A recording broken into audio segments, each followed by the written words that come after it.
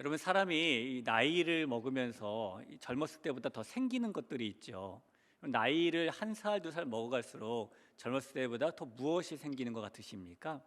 아마 관록도 더 생길 것이고, 경험도 더 생길 것이고, 또 지혜도 더 생길 것이고, 젊었을 때보다 돈도 더 생길 확률이 더 많겠죠. 그렇죠? 젊었을 때보다 나이가 들면서 생기는 것 중에 빠지지 않는 게 있는데, 그게 뭐냐면요, 나이살이라는 겁니다. 이 나이살이라는 것은 한 살, 두 살 먹어가면서 나도 모르게 몸에 붙게 되는 그런 살이죠. 이 나이살이 생각보다는 과학적인 원리로 사람의 몸에 생기는 거예요. 이 사람이 이 나이가 들어가면은 이 체내의 에너지를 만드는 세포의 운동성이 떨어지게 됩니다. 그리고 성장 호르몬도 감소하게 돼요. 그러니까 운동성이 떨어지고 성장하는 호르몬이 감소하니까 당연히 젊었을 때보다는 살이 찌게 되는 거죠. 이 많은 사람들이 조금이라도 내가 어떻게 하면 나이살을 조금 더 먹지 않고 젊어 보일까 부단히 노력을 하고 있습니다. 아마 다들 그러실 겁니다. 그래서 이 얼굴에 바르시는 화장품도 보면은 링클프리 막 이런 거 많잖아요. 주름살을 어떻게든 좀 가려줍니다. 요즘에 텔레비전을 보면서 나오는 CF도 제가 무릎을 치는 것이 있어요. 저기 무슨 영화 같다 이렇게 보고 나면은 화장품 하나 싹 바르면서 이렇게 바르면 괜찮아져요. 주름살을 감춰줘요. 이런 거 있어요. 괜찮습니까? 가땡이라고 그런 거.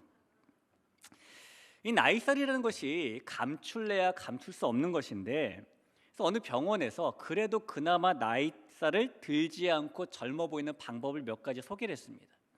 이 첫 번째 방법은 이 나이살이 들어 보이지 않고 감추는 방법으로 우유하고 달걀을 먹어야 된다라고 말을 해요.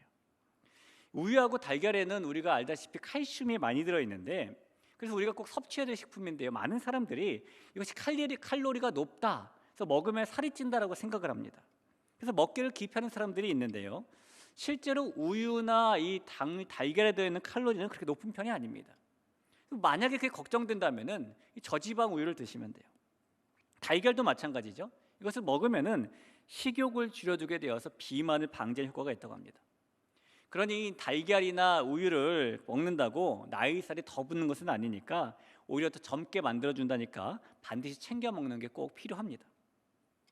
이 두 번째, 나이살이 들어 보이지 않고 젊어 보이는 방법은 내 기억에 대한 강박관념을 버리는 겁니다. 사람은 어쩔 수 없이 한 살, 두 살 넘어가면은 기억력이 조금씩 나빠지게 되죠. 근데 이런 기억력이 조금씩 나빠지는 게 사람 가운데 어떤 두려움을 하고 되냐면은 이 건망증이라는 것이 치매로 발전할까 이런 두려움을 가지게 되는 것이죠. 그런 거 있지 않습니까? 내가 이렇게 냉장고 문을 열었는데 그래서 리모컨이 나왔다.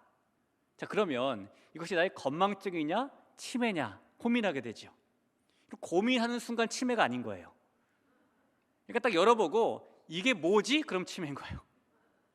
리모컨이 여기 있네? 왜 여기 있지라고 고민하면 건망증인 거예요. 그러니까 그런 거 고민하지 않으셔도 돼요. 이것이 그렇게 치매로 이어질까 두려움을 가지게 되는데, 사람이 그러다 보니 내가 하나부터 열까지 빠지지 않고 다 모든 것을 기억해야 된다라는 강박관념을 가지게 됩니다. 잊어버리면 안 돼, 잊어버리면 안 돼 이러는 거죠. 그러나 그렇게 기억에 대해서 강박관념을 가지는 것은 오히려 뇌의 노화를 촉진시키는 일입니다. 그래서 꼭 그렇게 생각 안 하셔야 되는 거예요. 그렇게 자유로운 마음을 가져야 조금이라도 더 건강해질 수 있는 것이죠. 또 나이살이 들어 보이지 않고 조금이라도 젊어 보이려면은 간식 챙겨 드실 때, 간식이 생각이 나실 때 주로 닭가슴살이나 생선이나 살코기를 먹어야 된다라고 해요. 지금까지 간식하면 떠오르는 게 뭐냐면은 빵, 과자, 아이스크림. 여러분은 안 그러실지 모르겠는데 저는 그런 게 생각나거든요. 근데 그런 생각을 버려야 되는 것이죠. 간식을 내가 정말 참기 힘들다, 그럴 때 꺼내 먹는 것이 닭가슴살, 생선, 살코기 이런 거라고 합니다. 마지막, 또 나이살이 많이 들어 보이지 않고 젊어 보이는 방법은 영양제도 중요하지만 우엉이라는 것을 많이 먹어야 된다라고 해요. 이 우엉의 안티에이징 효과가 뛰어나다라고 하죠. 그래서 우엉을 꾸준히 섭취하시면은 더욱 좋다라고 합니다. 요즘에 이 주일에 교회에서 식사를 못 하다 보니까 김밥 드시는 분들 많이 계시잖아요. 김밥 안에 보면 대부분 우엉이 들어있지 않습니까? 젊어진다라 생각하고 하나 두 개 이렇게 떼먹게 되면은 더 젊은 오후 예배를 맞이하게 되실 거예요. 이 사람은요, 내가 다른 사람들에게 어떻게 보이는가를 늘 신경 쓰고 삽니다. 오늘도 하루 종일 사시면서 거울을 한 번 이상은 보셨잖아요. 제가 오늘 머리를 자르게 됐는데 머리를 자르고 제 거울을 얼마나 많이 보는지 몰라요. 머리가 너무 이상한 거 아니야? 이렇게 하면 어떡하지? 이상한데? 왜 그럴까요? 사람은 다른 사람의 시선을 늘 신경 쓰고 살기 때문인 겁니다. 그래서 거울도 보는 것이고 화장도 하는 것이고 옷 매무새도 보는 것이고 그런 것이죠. 모든 사람에게 내가 어떻게 보여지느냐라는 것은요, 살면서 매우 중요한 포션을 차지하는 그런 분야예요. 나를 뭘로 보고 이런 말도 있고, 아니면은 다 이런 것들이 다 내가 어떻게 보여지느냐라는 생각 속에서 나온 말들인 거죠. 오늘 우리가 읽은 본문에 보면은 우리가 이름도 처음 들어본 것 같은 두 명의 왕이 나오게 됩니다. 정말 유명하지도 않은 이 두 명의 왕, 성경에 이런 이름이 있었어? 라고 생각하는 이 두 명의 왕 이야기를 통해서 우리가 이 땅을 살면서 누구에게 보여지는 인생을 살아야 되는지에 대해서 우리가 좀 교훈을 살펴보길 원합니다. 오늘 본문에 나오는 이스라엘의 두 명의 왕은 부가히야와 베가예요. 여러분 들어보셨습니까? 믿음 생활 10년, 20년, 30년 하셨어도 부가히야, 베가 이런 말을 많이 못 들어보셨죠? 언젠가는 들어보셨을 거예요. 그러나 별로 중요하지 않은 인물이니까 우리의 기억 속에서 사라진 것이죠. 꼭 내가 기억해야 된다는 강박관념을 버리세요. 오늘 말씀해 보면 23절부터 26절까지는 이 부가히야 왕에 대한 이야기가 나오고 27절부터 31절까지는 베가 왕에 대한 이야기가 나옵니다. 이 두 왕의 이야기가 대략 이래요. 23절부터 보면은 부가히야가 왕이 되었다. 그런데 그가 여호와 보시기에 악을 행해서 우상 숭배에 대해서 떠나지 않았다. 베가가 그를 죽였다. 그래서 부가히야의 업적은 역대 지략에 기록되었다. 이렇게 되어 있습니다. 그리고 27절부터 베가에 대한 이야기를 보면요, 베가가 왕이 되었다.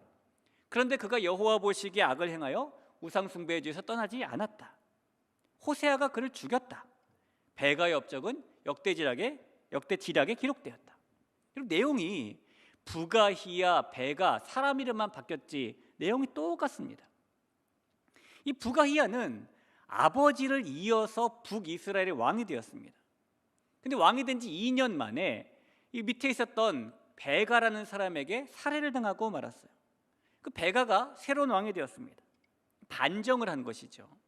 여러분, 이렇게 보통 반정에 성공을 하면 왕이 된 사람에게 중요한 게 무엇일까요? 두 가지가 있는데, 하나는 정당성입니다. 내가 왕이 될 정당성이 있다라는 게 중요한 것이고, 또 하나는 새롭게 된 왕 그 자리를 튼튼하게 하기 위해서 업적과 성과가 필요합니다. 오늘 본문에 보니까 이 베가라는 사람이 그 직전 왕인 부가히야를 죽였고 왕자리에 올랐기 때문에 그는 더더욱 저 사람이 왕 제목이 맞구나라는 평가가 필요했을 겁니다. 아버지의 뒤를 이은 왕에게도 그런 것이 필요하지만 그 왕을 몰아내고 새롭게 왕이 된 사람에게는 그것이 더 필요한 것이죠. 이 베가의 마음속에 그에게도 역시 업적을 통해서 평가받고 싶은 다른 사람들에게 어떻게 보일까라는 마음이 가득 차게 되는 것이죠. 현대에도 마찬가지입니다. 많은 정치인들은 자기 임기 내에 자기 남다른 치적으로 역사에 기록되고 싶어 하고요. 작곡가나 화가나 작가 같은 예술가도 이 부류의 정말 명작으로 자기 이름이 기록되기를 바라고요. 이 프랑스의 전 문화부 장관이었던 이 위대한 작가 앙드레 말로가 자기가 썼던 인간의 조건이라는 데에서 극중 인물의 대사를 통해서 이런 말을 했어요. 나는 지구 위에 손톱 자국이라도 남기고 싶다라고 말을 합니다. 그러니까 사람의 마음에는 그런 것이 있는 것이죠. 손톱 자국 남겨 이거 보이겠습니까? 그런데 그거라도 남기고 싶대요. 사람에게는 그런 욕구가 있는 겁니다. 그런데 이 베가에게는 그런 욕구 더하기 부가히야를 죽이고 왕이 되었기 때문에 더 보여야 되는 업적, 그것이 꼭 필요했습니다. 사실 이 베가는 사람들의 눈에 괜찮아 보이던 사람이었던 것 같아요. 25절에 보니까 그 장관 르말라의 아들 베가가 반역하여 사마리아 왕궁 호위소에서 왕과 아르옵과 아리엘을 죽이되 길르앗 사람 50명과 더불어 죽이고 대신하여 왕이 되었더라라고 말을 하죠. 여기 보니까 이 베가를 따르던 길르앗 사람 50명이 있었답니다. 그러니까 50명의 눈에 이 베가라는 사람은 리더십도 있어 보이고 능력도 있어 보였던 것이죠. 이 열왕기 하와 같은 내용을 다루고 있는 역대하를 보면은요, 역대하 28장 6절에 이렇게 써 있습니다. 이는 그의 조상들의 하나님 여호와를 버렸음이라 르말라의 아들 베가가 유다에서 하루 동안에 용사 12만 명을 죽였으며 라고 말을 합니다. 이런 베가가 유다에서 하루 동안 용사 12만 명을 죽었답니다. 여러분 며칠 전에 이제 그 러시아가 우크라이나를 침공했다는 뉴스가 나왔잖아요. 이 러시아의 군대 그 숫자가 나오는데요. 뭐 침공한 숫자인지 전체 숫자는 아니겠죠? 숫자가 몇 명이라고 나오면 19만 명이라고 나오더라고요. 그럼 19만 명 엄청 많잖아요. 12만 명은 거기서 불과 7만 명 부족한 숫자입니다.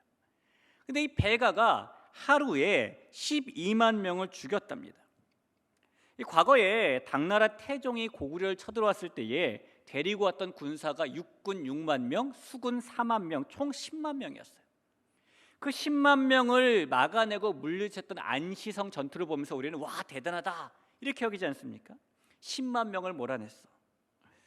고려가 이 살아갈 때에 거란이 군사를 일으켜서 고려를 쳐들어왔는데 10만 명을 데리고 왔습니다. 그때 우리가 위인전투를 이끌었던 강감찬 장군이 주축이 되어서 귀주에서 그들을 물리쳤는데요. 그 싸움을 대첩이라고 부르잖아요. 귀주 대첩. 그 부를 정도로 10만 명을 물리친 게 대단하게 여겨지는 겁니다. 근데 그런 전투들과 비교해 보면은 베가가 하루 전투에서 12만 명을 죽였다는 것은 정말 놀랍도록 큰 업적인 것이죠. 또 역대하 28장 8절에 보니까 이스라엘 자손이 그들의 형제 중에서 그들의 아내와 자녀를 합하여 20만 명을 사로잡고 그들의 재물을 많이 노력하여 사마리아로 가져가니. 뿐만 아니라 이 베가가 적군 20만 명을 포로로 잡았다라고 말을 하죠. 그러니까 왕으로 보여줄 수 있는 업적을 정말 지금 많이 보여주고 있는 겁니다. 이런 업적만 놓고 보면은 후세가 평가할 때에 와, 저 왕 대단하다라고 말할지 몰라요. 그런데 불행하게도 우리는 베가가 누군지 잘 모릅니다. 그렇잖아요? 그러니까 이 사람들은 와 평가 대단하다고 볼 만한 평가 그런 업적을 이 왕이 남겼지만은 그 평가가 도대체 무엇이냐, 그 업적이 도대체 무슨 의미가 있느냐라는 자문을 우리가 스스로 하게 되는 것이죠. 2020년에 잡코리아와 알바몬에서 조사한 결과를 보면은 우리나라 대학생들이 가장 존경하는 역사 속 인물들이 있어요. 여러분 역사 속 인물 가운데 어느 분을 가장 존경하십니까?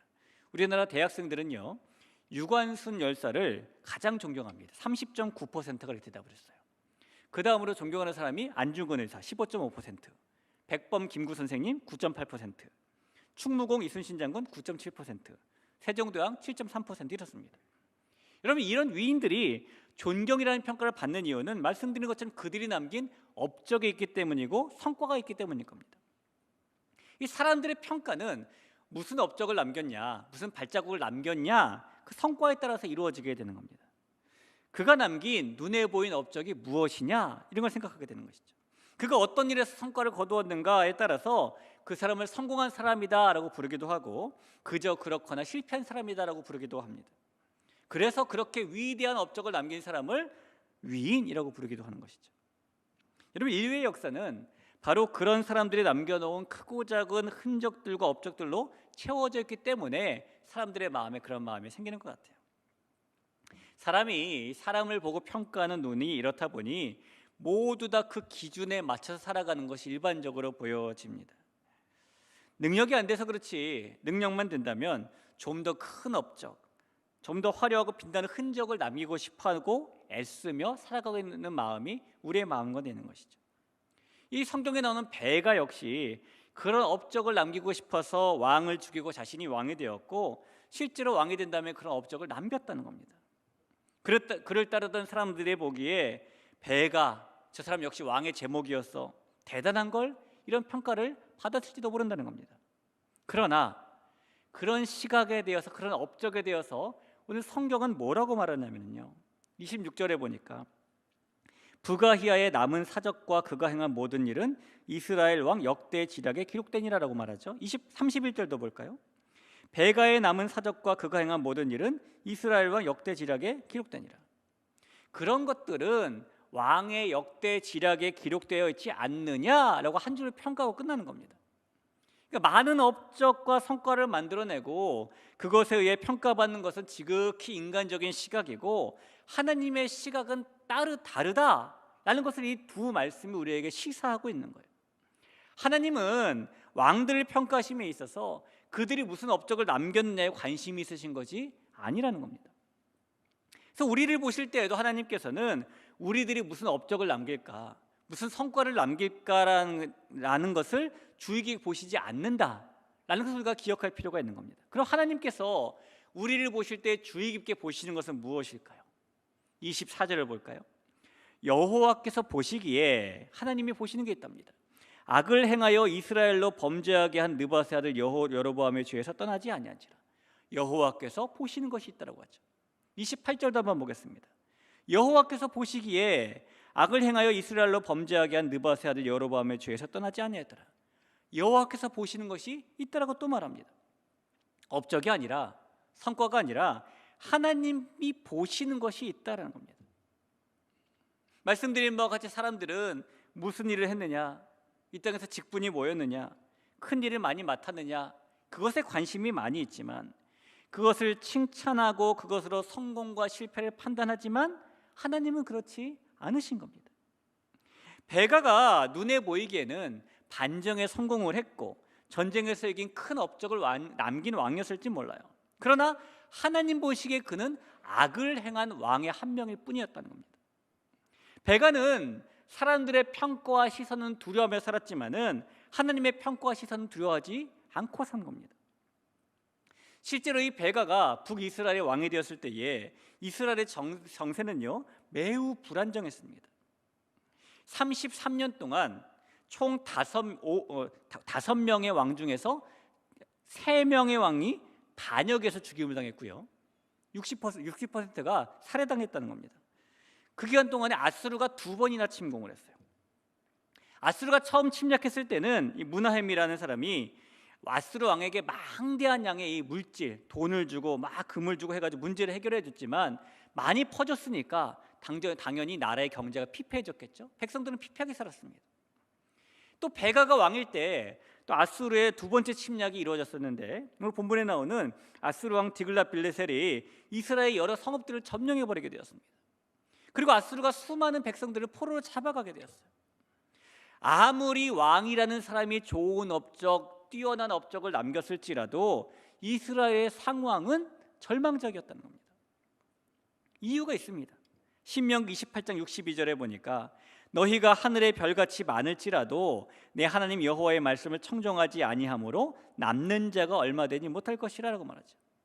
이 절망적인 이스라엘 상황들이 이런 하나님의 언약의 말씀, 언약의 경고를 기초로 하고 있다는 것은 다시 한번 하나님께서 보시는 것이 있다는 것을 우리에게 보여주는 겁니다. 여호와께서 보시기에, 사랑하는 여러분, 하나님께서 우리를 보실 때 보시는 것이 있어요.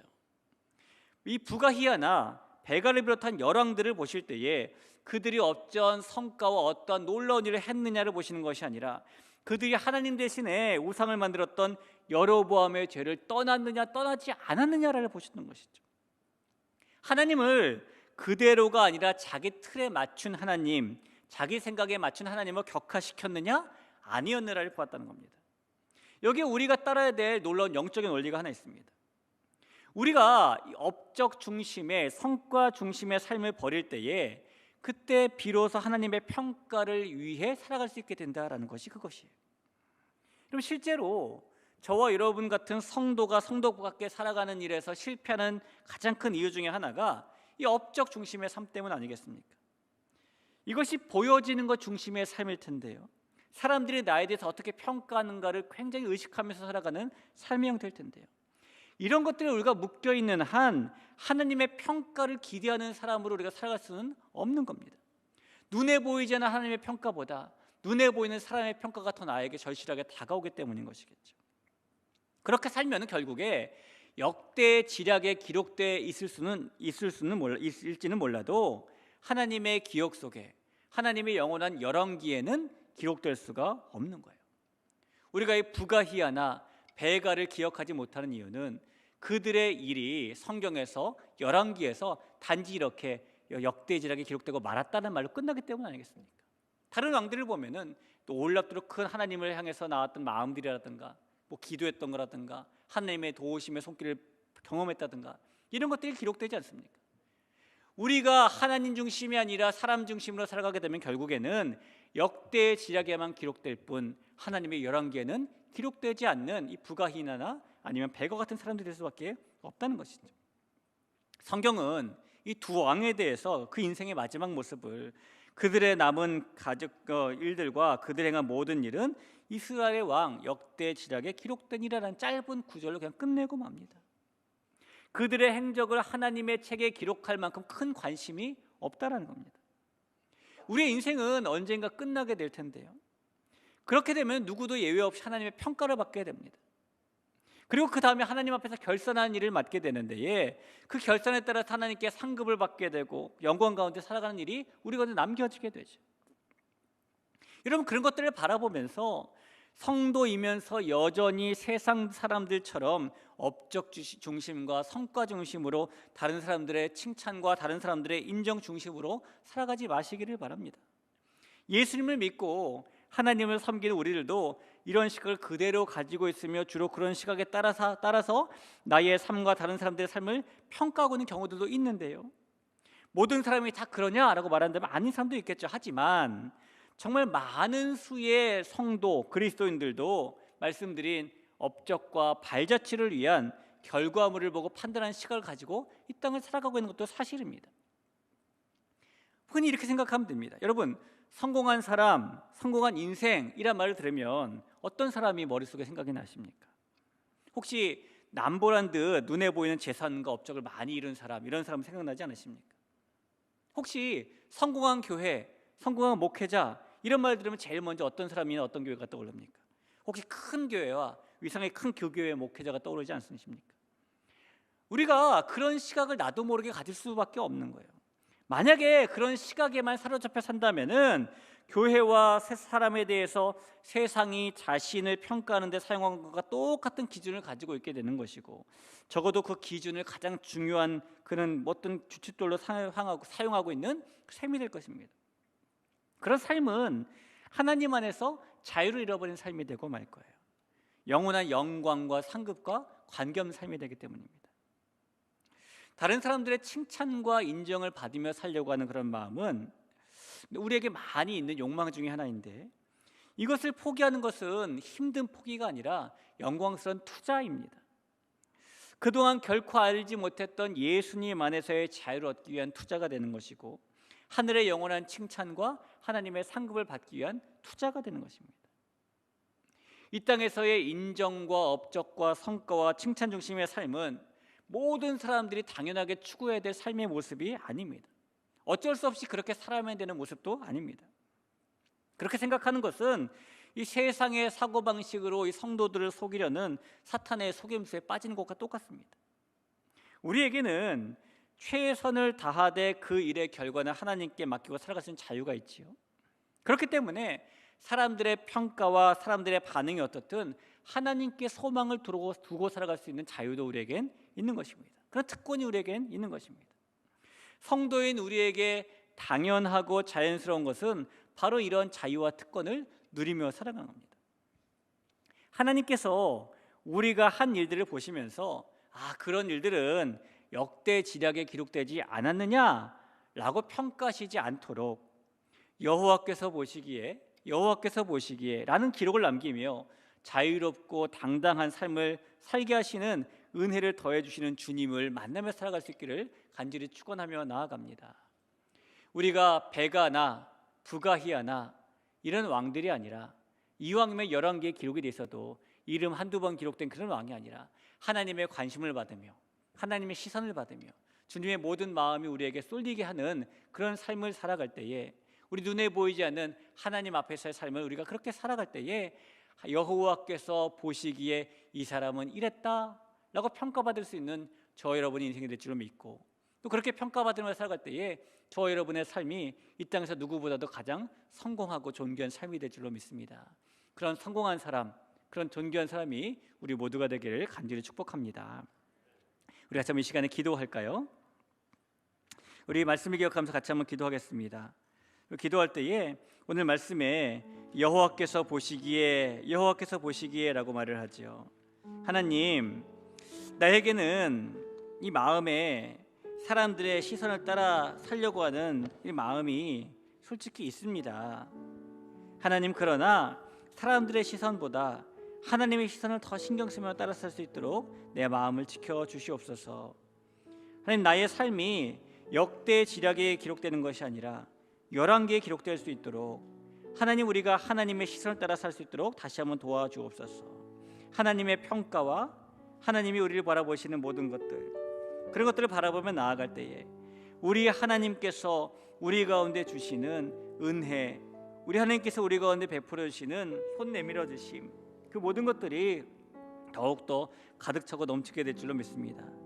여호와께서 보시기에라는 이 9글자를 기억하면서 하나님의 시선을 따라 살 수 있는 내가 되게 해주세요라는 마음을 가지고 같이 한번 기도하죠. 우리 그런 마음 가지고 이 시간에 주님이라 한번 부르기도 하죠. 주님 찾겠습니다.